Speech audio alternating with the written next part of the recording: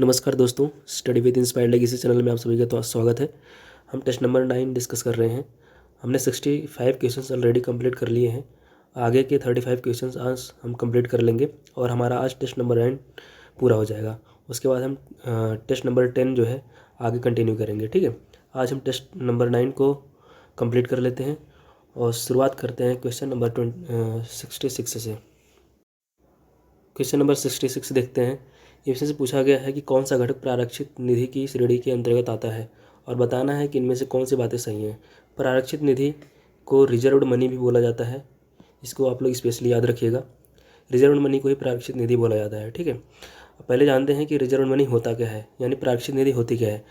जब सरकार जो है केंद्रीय बैंक के द्वारा सरकार को शुद्ध ऋण, केंद्रीय बैंक द्वारा वाणिज्यिक बैंकों को शुद्ध ऋण और जनता के लिए सरकार की मुद्रा की देनदारियां जो होती हैं, इन सारी चीज़ें जब एक सकल राशि के रूप में सम्मिलित होती हैं तो उनको प्रारक्षित निधि के अंतर्गत रखा जाता है।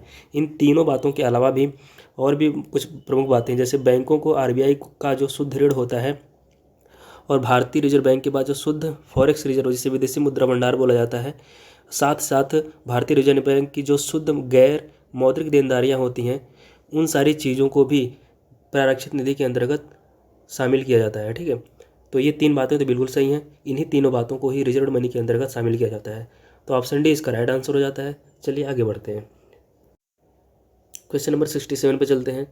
यहाँ पर पूछा गया है कि पंजीकृत गैर मान्यता प्राप्त राजनीतिक दलों के संबंध में बताना है और बताना है कि इनमें से कौन सी बातें सही नहीं हैं। गैर मान्यता प्राप्त जो राजनीतिक दल हैं उनके संबंध में 4 बातें लिखी गई हैं और उनको पहचान करके बताना है कि इनमें से कौन सा कथन है जो उसको सही रूप में संदर्भित नहीं करता है, यानी गलत है। ठीक है, तो पहला देखिए, कहता है कि ये राज्य निर्वाचन आयोग में पंजीकृत है। ये बात यहीं पे गलत हो जाती है, क्योंकि ये जो है इलेक्शन कमीशन ऑफ इंडिया भारतीय निर्वाचन आयोग के अंतर्गत पंजीकृत है, ना कि ये राज्य निर्वाचन आयोग के अंतर्गत पंजीकृत है। ठीक है, और अगली बातें हैं, ये लिखा गया है कि ये वैसे पंजीकृत दल है जिन्होंने आम चुनाव या राज्य चुनाव में राज्य स्तरीय दल बन सकने के लिए पर्याप्त मत हासिल नहीं किए हैं। ये बात बिल्कुल सही है। जो गैर मान्यता प्राप्त राजनीतिक दल है उसके संदर्भ में बी वाली बात भी बिल्कुल सही है। और ये पंजीकृत दल हैं जिन्होंने कोई चुनाव नहीं लड़ा है, ये भी बात सही है। वे मान्यता प्राप्त दलों को प्राप्त सभी लाभों का उपभोग नहीं करते हैं, ये भी बात सही है। और हमें बताना है था कि इनमें से कौन सी बात सही नहीं है, तो ऑप्शन ए हमने पहचान लिया है कि ऑप्शन ए इसका गलत ऑप्शन है और हमें गलत ही बताना था, तो ऑप्शन ए इसका राइट आंसर हो जाता है। ठीक है, चलिए आगे बढ़ते हैं। क्वेश्चन नंबर 68 पे चलते हैं। यहाँ पर पूछा गया है कि कौन सा कथन मुद्रास्फीति कर यानी इन्फ्लेशन टैक्स के संबंध में सही नहीं है। ठीक है, पहली बात तो जान लेते हैं कि इन्फ्लेशन टैक्स होता क्या है, यानी मुद्रास्फीति कर क्या होता है। मुद्रास्फीति कर जो है क्या होता है कि यह लोगों की आय जो होती है उसकी कीमत पर सरकारी व्यय जो होता है उसको बनाए रखने की एक स्थिति होती है। इसी स्थिति को ही मुद्रास्फीति कर के रूप में बोला जाता है। ठीक है, और इस संबंध में क्या होता है कि महंगाई जो होती है कर के रूप में कार्य कर रही होती है और इस प्रकार मुद्रास्फीति कर शब्द को सेन्योरेज के रूप में भी जाना जाता है। एक बात और जान लीजिएगा कि मुद्रास्फीति जो कर है इसको सेन्योरेज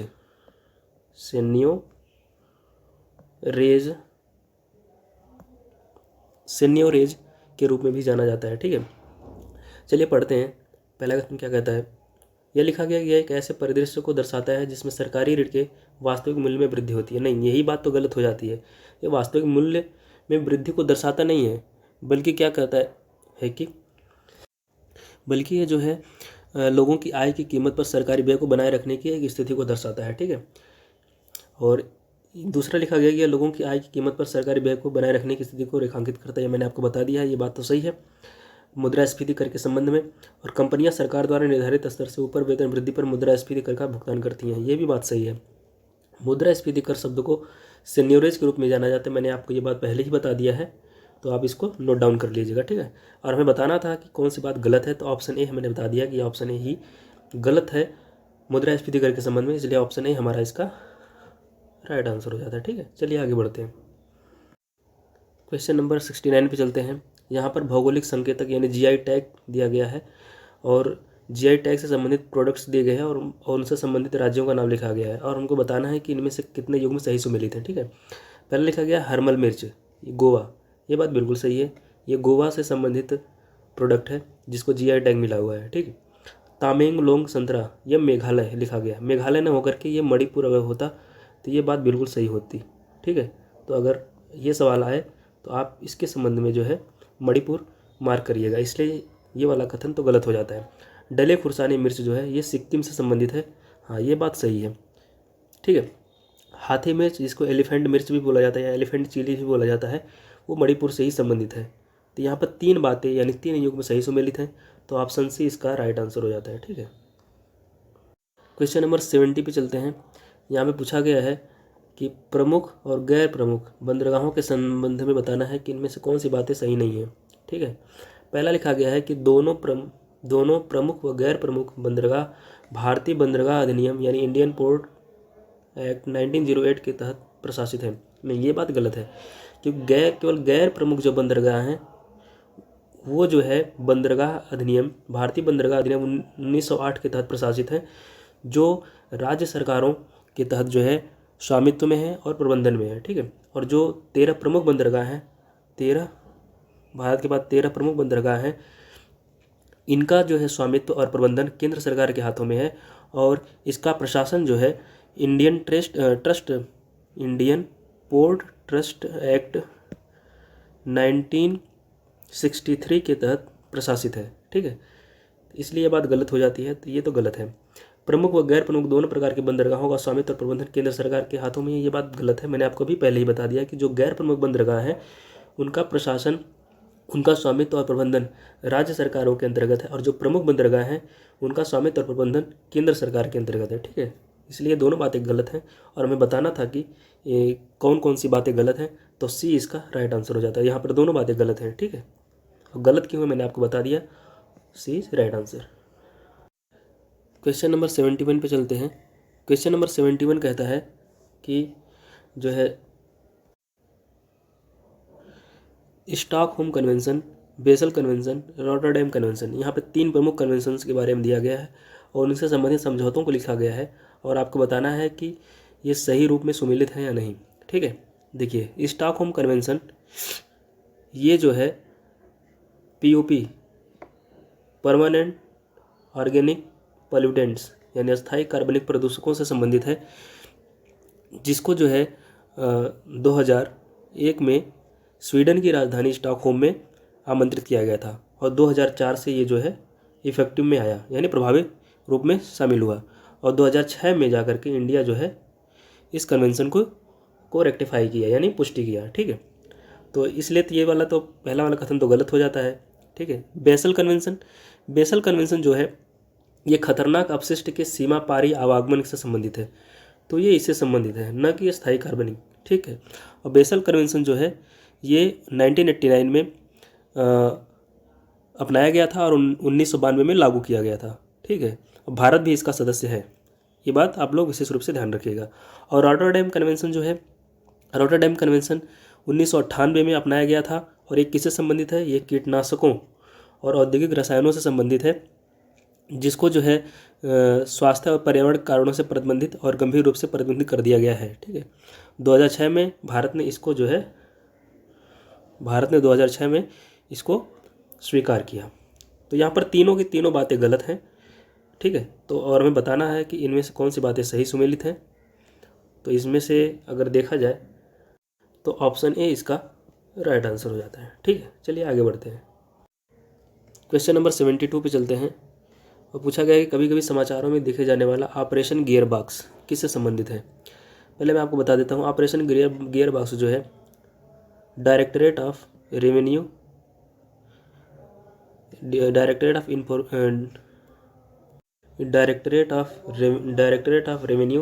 इंटेलिजेंस के द्वारा लॉन्च किया गया एक ऑपरेशन है। यह जो है इसका उद्देश्य देश में जो नशीली दवाएं हैं उनकी तस्करी पर नियंत्रण करना है। ठीक है, तो ऑप्शन डी तो इसका राइट आंसर हो जाता है। ठीक है, और ये ऑपरेशन गियरबॉक्स नाम दिया कैसे गया, क्योंकि इंटरनेशनल कंटेनरों में गियरबॉक्स में मादक पदार्थ पाए जाने के कारण इसे ऑपरेशन गियरबॉक्स नाम दिया गया। यह हीरोइन छिपाने के लिए जो है ड्रग सिंडिकेट द्वारा प्रयोग किया गया एक अनोखा तरीका था। ठीक है, चलिए आगे बढ़ते हैं। क्वेश्चन नंबर 73 पे चलते हैं। यहाँ पे पूछा गया कि कृषि लागत और मूल्य आयोग CACP यानी commission for agricultural cost and prices के संबंध में पूछा गया है कि इनमें से कौन सी बातें सही हैं। ठीक है, देखिए लिखा गया है कि यह वित्त मंत्रालय के एक संलग्न कार्यालय के रूप में कार्य करता है।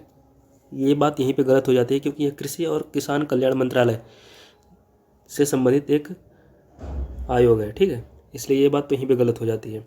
इसकी सिफारिशें सरकार के लिए बाध्यकारी है नहीं, ये सब सिफारिशें उनके द्वारा जो दी जाती हैं ये बाध्यकारी नहीं है, ये एक तरीके की सलाहकारी प्रवृत्तियों से संबंधित है। यानी इस आयोग के द्वारा जो भी सलाह दी जाती है उसके संबंध में सरकार उसको मानने के लिए बाध्यकारी नहीं होती है। ठीक है, तो दोनों बातें गलत हैं, तो ऑप्शन डी इसका राइट आंसर हो जाता है। थोड़ा सा और जान लेते हैं।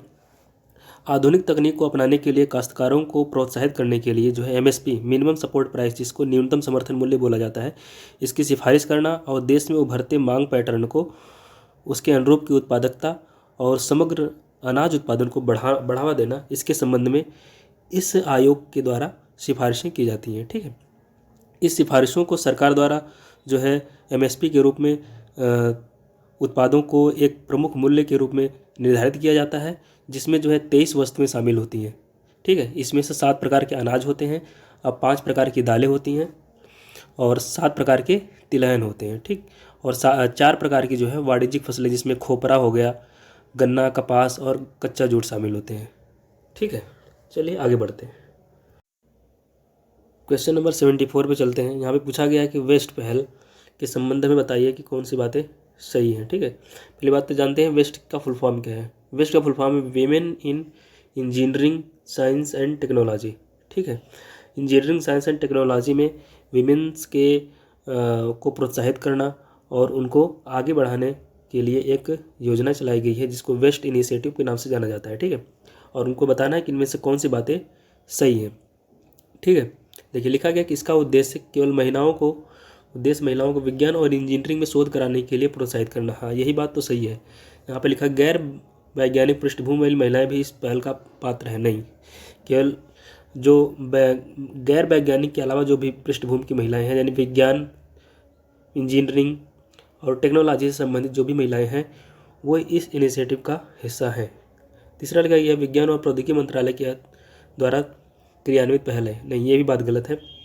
इसको क्रियान्वित करने का जो काम दिया गया है वो है आई स्टेम, यानी इंडिया या Indian science technology engineering and mathematics, इसके द्वारा क्रियान्वित किया जा रहा है। केवल एक ही बात यहाँ पे सही है, तो ऑप्शन ए इसका राइट आंसर हो जाता है। ठीक है, क्वेश्चन नंबर 75 पे चलते हैं। यहाँ पे पूछा गया कि कौन सी बातें सही हैं। पहले लिखा गया जैव परख यानी बायो एसेस ऐसे परीक्षण है जिनका आमतौर पर प्रदूषण अध्ययन में उपयोग किया जाता है। हाँ, ये बात सही है।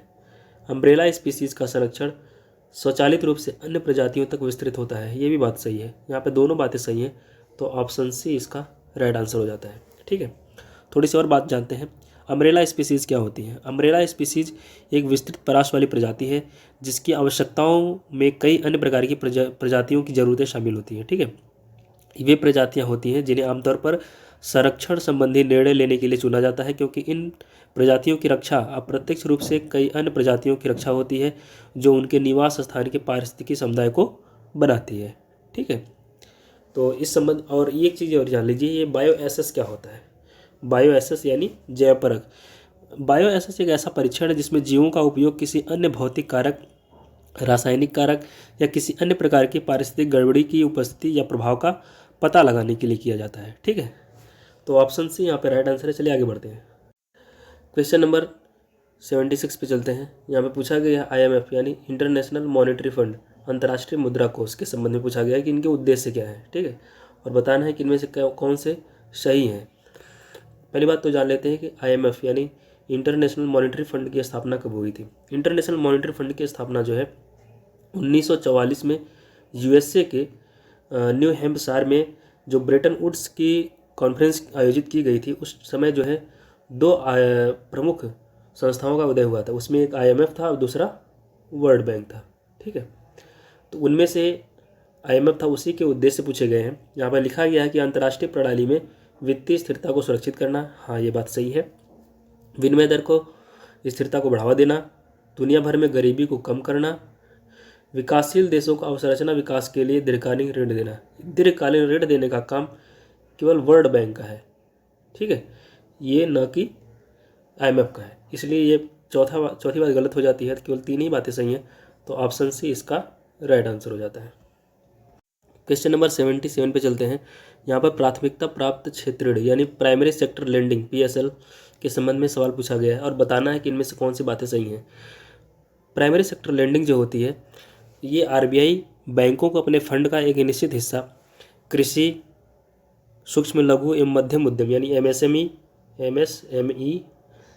माइक्रो स्मॉल और मीडियम इंटरप्राइजेज जो होते हैं, निर्यात ऋण, शिक्षा, आवास, सामाजिक बुनियादी ढांचे और नवीकरणीय ऊर्जा जैसे निर्दिष्ट क्षेत्रों में ऋण प्रदान करने को अनिवार्य करता है RBI। तो उसी को प्राइमरी सेक्टर लेंडिंग बोला जाता है, ठीक है। जो अनुसूचित वाणिज्यिक बैंक है, जो शेड्यूल्ड कमर्शियल बैंक है, शेड्यूल्ड कमर्शियल बैंक्स हैं, और साथ साथ में जो विदेशी बैंक है, जो फॉरेनर्स बैंक्स हैं, उनको जो है इन क्षेत्रों को ऋण प्रदान करने के लिए समायोजित निवल बैंक ऋण का 40% जो है प्राइमरी सेक्टर लेंडिंग में समायोजित करना अनिवार्य है, ठीक है। और यहाँ पर पहला कथन लिखा गया है कि निर्यात ऋण प्राथमिकता प्राप्त क्षेत्र के मानदंडों के अंतर्गत आता है। ये बात तो सही है प्राइमरी सेक्टर लेंडिंग के संबंध में। दूसरा लिखा गया कि लघु वित्त बैंकों को अपने समायोजित निवल बैंक ऋण का यानी ANBC का मतलब है एडजस्टेड नेट बैंक क्रेडिट, ठीक है। इसी को हम हिंदी में बोलते हैं समायोजित निवल बैंक ऋण का 85% PSL के लिए आवंटित करना अनिवार्य है। यह 85% ना होकर के यह है 70%।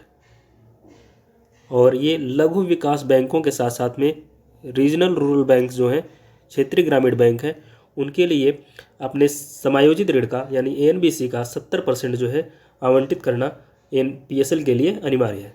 इसलिए दूसरी बात तो इसलिए गलत हो जाती है क्योंकि यहाँ पे 85% लिखा गया है, इसलिए दूसरी बात गलत है। केवल एक ही ऑप्शन सही है, वो है A is right answer. Question number 78 पे चलते हैं। यहाँ पे पूछा गया कौन सा कथन प्राथमिक घाटे का सबसे अच्छा वर्णन करता है। यहाँ पे लिखा गया राजकोषीय घाटे और ब्याज भुगतान के बीच का अंतर है। यही बात सही है और बाकी बातें पढ़ लेते हैं। राजस्व घाटे और पूंजी प्राप्तियों के निर्माण के लिए राज्यों के दिए गए अनुदान के बीच का अंतर नहीं।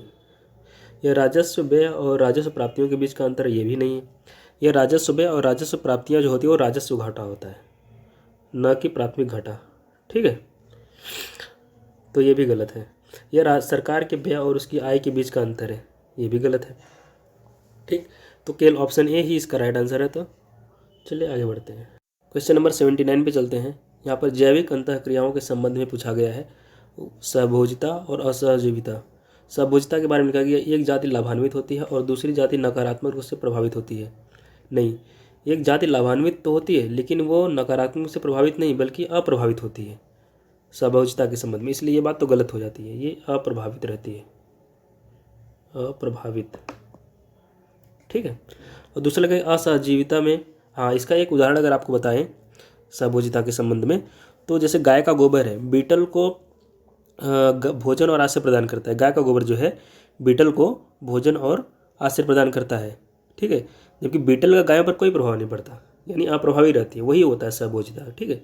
इसलिए पहला कथन गलत हो जाता है। असहजीविता में एक प्रजाति को नुकसान होता है और दूसरी प्रजाति अप्रभावित रहती है। यहाँ पर यही बात यहाँ पर गलत हो जाती है। क्यों गलत है? क्योंकि असहजीविता में जो होता है उसमें एक प्रजाति को हानि होती है और दूसरी प्रजाति अप्रभावित रहती है, ठीक है। एक प्रजाति को हानि होती है और दूसरी प्रजाति जो होती है वो अप्रभावित रहती है। उस संदर्भ में तो ये बात तो बिल्कुल सही है, इसलिए गलत नहीं, ये बल्कि सही होगा, ठीक है। तो उस संबंध में ये बात तो बिल्कुल सही है, ना कि गलत है। तो दूसरा ऑप्शन इसका सही होता है, तो option B is right answer. Question number 80 पे चलते हैं। यहाँ पर पूछा गया है कि किस केंद्रीय सार्वजनिक क्षेत्र के उद्यम को महारत्ना का दर्जा प्राप्त है। पहले कंपनियों को जो है नवरत्ना का दर्जा मिलता है, उसके बाद महारत्ना का, ठीक है। इसके संबंध में जो है कुछ ऑब्लिगेशंस होते हैं, उसके बाद ही जो है कंपनियों को नवरत्ना उसके बाद महारत्ना का दर्जा प्राप्त किया जाता है, ठीक है। तो पहला लिखा गया है कि भारत हैवी इलेक्ट्रॉनिक्स लिमिटेड भेल है, तो ये बात तो सही है, ये महारत्ना की कंपनी है। और भारत पेट्रोलियम BPCL ये भी है। कोल इंडिया लिमिटेड ये भी है। भारत इलेक्ट्रॉनिक्स लिमिटेड ये नवरत्ना है। ये क्या है? एक नवरत्ना कंपनी है, तो ये नहीं है। हिंदुस्तान एरोनॉटिक्स लिमिटेड, ये भी एक नवरत्ना कंपनी है, ठीक है। पावर फाइनेंस कॉर्पोरेशन लिमिटेड, ये भी एक महारत्ना कंपनी है।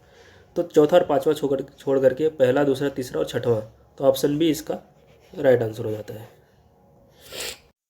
क्वेश्चन नंबर 81 पे चलते हैं। यहाँ पर CMF यानी संयुक्त समुद्री बल, इसको क्या बोलते हैं? Combined maritime forces. Combined maritime forces पूछा गया है कौन सी बातें सही है? इसका मुख्यालय बहरीन में है, हाँ ये बात बिल्कुल सही है। वर्तमान में अमेरिकी नौसेना CMF का नेतृत्व कर रही है, ये भी बात बिल्कुल सही है। भारत CMF यानी संयुक्त समुद्री बल का सदस्य है, नहीं, भारत संयुक्त समुद्री बल का सदस्य नहीं है। देखिए, जो संयुक्त समुद्री बल है ये एक बहुराष्ट्रीय समुद्री साझेदारी है जो खुले समुद्र में अवैध गैर राज्य अभिकर्ताओं का मुकाबला करने, सुरक्षा, स्थिरता और समृद्धि को बढ़ावा देने के लिए नियम आधारित अंतर्राष्ट्रीय व्यवस्थाओं को बनाए रखने के लिए मौजूद एक प्रमुख फोर्स है, प्रमुख बल है, ठीक है। भारत इसका सदस्य नहीं है, इसका विशेष रूप से ध्यान रखिएगा। तो तीसरा कथन गलत है, तो पहला और दूसरा सही है, तो ए इज राइट आंसर। नंबर 82 पे चलते हैं।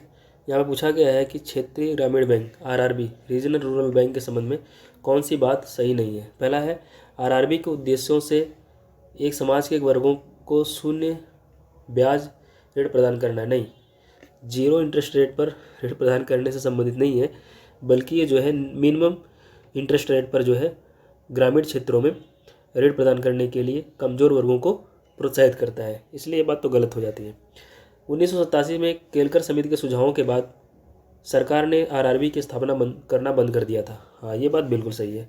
और हमें बताना है कि कौन सी बात सही नहीं है, तो ऑप्शन ए इसका राइट आंसर हो जाता है।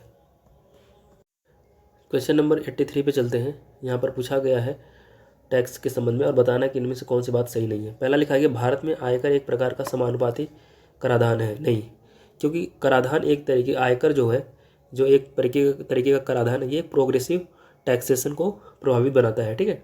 और इसमें क्या होता है कि ये जो है बढ़ते हुए मूल्य और मात्रा के साथ कर की दरों में वृद्धि होती है जिस पर कर लगाया जा रहा है, इसलिए समानुपाती तो बिल्कुल नहीं है, ठीक है। क्योंकि जिसमें अपेक्षाकृत कम आय पर इसकी दर कम होती है और अधिक आय पर इसकी दर अधिक होती है, इसलिए पहला कथन तो गलत हो जाता है। और ये प्रोग्रेसिव टैक्स है, मैंने आपको बता दिया। भारत में वस्तु सेवा कर यानी GST प्रगामी कर का एक प्रकार है। 83 इसमें बताना है कि सही नहीं है, ठीक है, ये चीज़ विशेष रूप से ध्यान रखिएगा। और GST जो है ये प्रगामी यानी प्रोग्रेसिव टैक्स नहीं, ये एक रिग्रेसिव टैक्स है, ठीक है। ये रिग्रेसिव क्यों? क्योंकि बढ़ते मूल्य या मात्रा के लिए कर की घटती दरों वाली प्रगतिशील पद्धति के ठीक विपरीत है जिस पर कर लगाया जा रहा है, ठीक है, इसलिए ये भी बात बिल्कुल गलत है। तो ऑप्शन सी इसका राइट आंसर है, हमें गलत ही बताना था। क्वेश्चन नंबर 84 पे चलते हैं। प्रधानमंत्री गरीब कल्याण अन्न योजना के संबंध में पूछा गया सवाल है और बताना है कि इनमें से कौन सी बात सही है। पहला लिखा गया है कि इस योजना के अंतर्गत national food security act NFS से 2013 के तहत पहले से ही उपलब्ध कराए जा रहे 5 किलोग्राम सब्सिडी युक्त खाद्यान्न के अतिरिक्त 2.5 किलोग्राम अनाज मुफ्त उपलब्ध कराया जाता है। ये 2.5 किलोग्राम नहीं, ये बल्कि पुनः 5 किलोग्राम और अनाज उपलब्ध कराने की जो है योजना से संबंधित है, ठीक है, इसलिए ये बात तो गलत है। यह वित्त मंत्रालय के द्वारा संचालित है, ये बात सही है।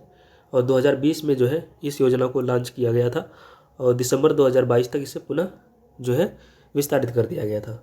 तो हमें बताना था कि इनमें कौन सी बात सही है, तो केवल ऑप्शन बी ही इसका राइट आंसर है, ठीक है। क्वेश्चन नंबर 85 पे चलते हैं। क्रिस्पर तकनीक का उपयोग आनुवंशिक रोगों के लिए उपचार में किया जाता है, ये बात बिल्कुल सही है। Sickle cell anaemia autosomal recessive test है जो केवल पुरुषों को प्रभावित करता है, नहीं, सिकल सेल एनीमिया जो है एक वंशानुगत डिजीज़ है, रोग है जो प्रायः अफ्रीकी लोगों में पाया जाता है। यह हीमोग्लोबिन प्रोटीन को एनकोड करने वाले जीन में से एक में म्यूटेशन के कारण यह रोग ऑटोसोमल रिसेसिव विशेषता के रूप में विरासत में रोगी को प्राप्त होता है। यह पुरुषों के साथ साथ महिलाओं में भी यह रोग समान रूप से प्रभावित करता है, इसलिए ये बात तो गलत है। और तो हमें बताना कौन सी बात सही है, तो केवल ऑप्शन ए ही सही है, ठीक है। क्वेश्चन नंबर 86 पे चलते हैं और हमें पूछा गया है कि 86 में निम्नलिखित में से संभावित रूप से एक आक्रामक प्रजाति को नए वातावरण में प्रवेश करने के परिणाम है, ठीक है। और हमें बताना है कि इनमें से कौन सी बातें सही है। ठीक है। निवास स्थान का नुकसान, बिल्कुल। जैविक विविधता का नुकसान, बिल्कुल। फसल की उपज में वृद्धि, नहीं। फसल की उपज में वृद्धि कैसे होगी? जब आक्रामक प्रजातियां जो है वातावरण में प्रवेश करेंगी तो उसके परिणाम स्वरूप जो है उनकी उत्पादकता में कमी आएगी, न कि वृद्धि आएगी। ठीक है, इसलिए बात तो गलत है। समुद्री और मीठे पानी का क्षरण, ये भी बात सही है। तो पहला, दूसरा और चौथा ये ऑप्शन सही है। तो ऑप्शन सी इसका राइट आंसर हो जाता है। क्वेश्चन नंबर 87 पे चलते हैं। क्वेश्चन नंबर 87 कहता है कि इनमें से कौन सी बातें सही हैं। ठीक है। निवारक निरोध सुरक्षा के प्रावधान के समय शत्रु अनुदेशीय पर भी लागू होते हैं, नहीं। जो है सुरक्षा ये से संबंधित ये जो निवारक निरोध है ये जो है शत्रु देश पर लागू नहीं होते हैं जब ये अन्य देश से संबंधित हो। ठीक है। और उपबंध करने के संबंध में यह अधीन, गिरफ्तार या निरुद्ध नहीं किया गया है, इसलिए पहला कथन तो गलत हो जाता है। ये आर्टिकल 22 के बारे में बात करता है। ठीक है। सर्वोच्च न्यायालय के पास किसी निवारक निरोध के मामले में जांच सलाहकार बोर्ड द्वारा अनुसरण की जाने वाली प्रक्रिया को निर्धारित करने की शक्ति है, नहीं। यह जो है संसद को जो है शक्ति प्रदान करता है, न कि सर्वोच्च न्यायालय को, इसलिए यह भी बात गलत है। तो ऑप्शन डी इसका राइट आंसर हो जाता है। क्वेश्चन नंबर 88 पे चलते हैं। जायद फसल ऋतु की अवधि जुलाई से अक्टूबर तक होती है, नहीं। जायद फसल की अवधि जो है मार्च से लेकर जून के महीने तक होती है, जिसमें तरबूज, खरबूज, ककड़ी, खीरा इनका जो है उत्पादन किया जाता है। ठीक है, इसलिए पहली बात तो गलत हो जाती है। ज्वार रबी की फसल है जबकि जलसी खरीफ की फसल है, नहीं। ज्वार जो है ये खरीफ की फसल है और रबी जो है ज्वार जो है खरीफ की फसल है जबकि रबी जो किसकी फसल है, ये खरीफ की फसल है। ठीक है, तो इसलिए दोनों बातें गलत हो जाती हैं। तो ऑप्शन डी इसका राइट आंसर हो जाता है। क्वेश्चन नंबर 89 पे चलते हैं। इनफ्लेटेबल एरोडायनेमिक्स डिसलेटर IAD के संबंध में पूछा है। इसे विक्रम साराभाई अंतरिक्ष केंद्र द्वारा डिजाइन और विकसित किया गया है, बिल्कुल सही बात है। इसे विशेषता रॉकेट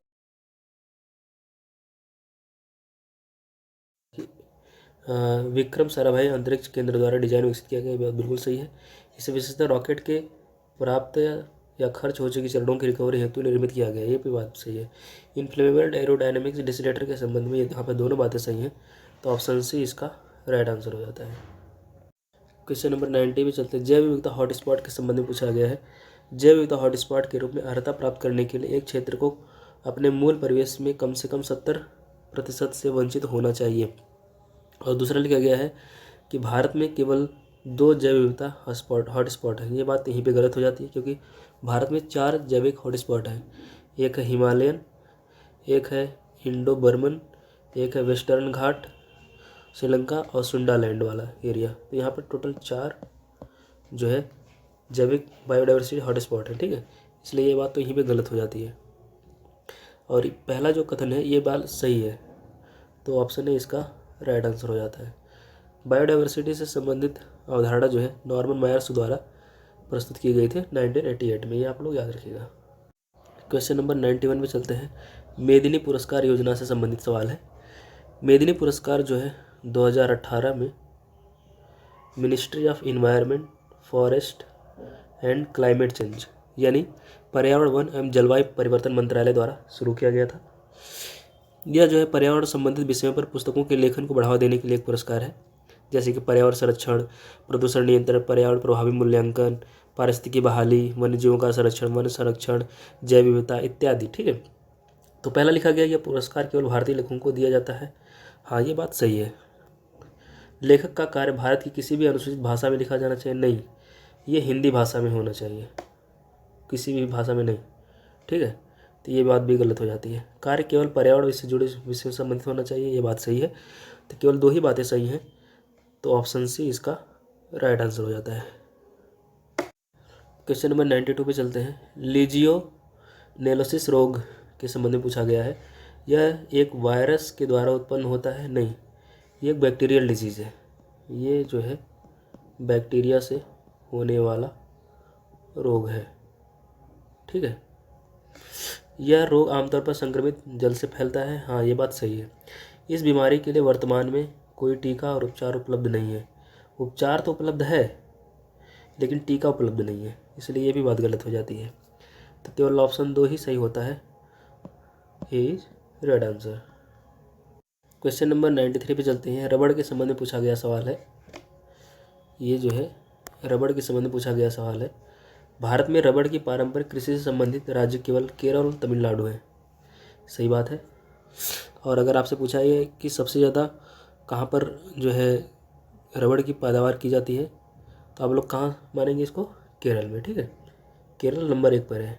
इसके अधिकतम विकास के लिए 15 से 20 डिग्री सेल्सियस के बीच की तापमान की आवश्यकता होती है। नहीं, 25 डिग्री सेंटीग्रेड से ऊपर का तापमान चाहिए ही चाहिए, इसलिए ये बात तो गलत है। इसका विकास समृद्ध जलोढ़ मृदा में अच्छा होता है, ये बात सही है।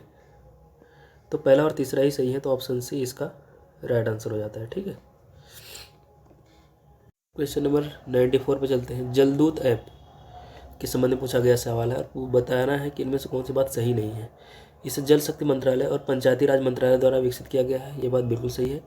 इसका उपयोग देश भर में किसी गांव के सभी कुओं के जल स्तर का आकलन करने के लिए किया जाएगा। ये बात याद रखिएगा आप लोग कि इसमें से कौन सी बात सही नहीं है वो बताना है। ठीक है, यहाँ पर जल शक्ति मंत्रालय नहीं होना चाहिए, यहाँ पर ग्रामीण विकास मंत्रालय और पंचायती राज मंत्रालय के द्वारा विकसित किया गया है, इसलिए ये बात गलत है। ठीक है, और दूसरा वाला कथन लिखा गया है ये जल स्तर का आकलन करने के लिए किया जाएगा। ये सभी कुओं के संबंध में नहीं है, केवल 2 या 3 कुओं के संबंध में है, इसलिए ये बात भी गलत हो जाती है। यह देश भर में जल तालिकाओं के अवलोकन की सुविधा प्रदान करेगा और परिणामी डेटा का उपयोग ग्राम पंचायत विकास योजना के लिए किया जा सकता है, ये बात सही है। ठीक है, तो यहाँ पर हमें बताना था कि कौन सी बात सही नहीं है। तो पहला और दूसरा दोनों कथन गलत है, तो ऑप्शन बी इसका राइट आंसर हो जाता है। इस पर थोड़ा सा करेक्शन कर लीजिए, मैंने जो आपको दोबारा से बताया कि ग्रामीण विकास मंत्रालय और पंचायती राज मंत्रालय द्वारा संयुक्त रूप से विकसित किया गया है, न कि जल शक्ति मंत्रालय। क्वेश्चन नंबर 95 में चलते हैं। विंडफॉल टैक्स के संबंध में बताना है। लिखा गया है कि यह टैक्स सरकारों द्वारा उन निश्चित उद्योगों पर अधिरोपित किया जाता है जो आर्थिक परिदृश्य से उन्हें औसत से अधिक लाभ प्राप्त करने का अवसर प्रदान करता है, ये बात सही है। यह कर व्यक्तियों पर भी लगाया जा सकता है, हाँ ये भी बात सही है। तो यहाँ पर दोनों बातें सही हैं, तो ऑप्शन सी इसका राइट आंसर हो जाता है। जीडीपी अवस्थित यानी जीडीपी डिफ्लेटर अवस्थितकारक के संबंध में पूछा गया सवाल है। यह देश में उत्पादित सभी वस्तुओं और सेवाओं को शामिल करता है, सही बात है। यह जीडीपी अवस्थितकारक 1 के बराबर है, तो इसका अर्थ यह हुआ कि मूल्य स्तर में कोई बदलाव नहीं हुआ है, ये भी बात सही है। तो यहाँ पर दोनों बातें सही हैं, सी इसका राइट आंसर हो जाता है। ठीक है, क्वेश्चन नंबर 97। प्राय समाचारों में देखा गया इंस्पायर योजना के संबंध में पूछा गया सवाल और बताना कि किससे संबंधित है। इंस्पायर योजना की शुरुआत department of science and tech और मिनिस्ट्री ऑफ अर्थ साइंस के द्वारा आयोजित किया गया है। इसका प्रमुख उद्देश्य युवाओं में रचनात्मकता और नवीन सोच को बढ़ावा देना। ठीक है, और देश की युवा आबादी को विज्ञान की रचनात्मक खोज के बारे में बताना, तो भी इसका राइट आंसर हो जाता है। क्वेश्चन नंबर 98 पे चलते हैं। पूछा गया कि कौन स्वस्थानिक बायोरेमेडिएशन तकनीक है, यानी इन सेतु बायोरेमेडिएशन। ठीक है, तो बायो स्पार्जिंग, बायो ऑगमेंटेशन, ये तीसरी और चौथी जो तकनीक है ये इन सीटू बायोरेमेडिएशन से संबंधित है। ठीक है, बायो स्पार्जिंग क्या होता है? इसमें क्या होता है कि जो भूमि का जल है उसकी ऑक्सीजन की सांद्रता बढ़ाने के लिए जल के नीचे दबाव में वायु का अंतःक्षेपण और स्वाभाविक रूप से होने वाले जीवाणुओं द्वारा प्रदूषकों की जैविक क्षरण की दर में वृद्धि की जाती है। ठीक है, और बायो ऑगमेंटेशन के अंतर्गत क्या किया जाता है, इसमें क्षरण प्रक्रिया को बढ़ाने के लिए सूक्ष्मजीवों को एक दूषित स्थल पर आयात किया जाता है।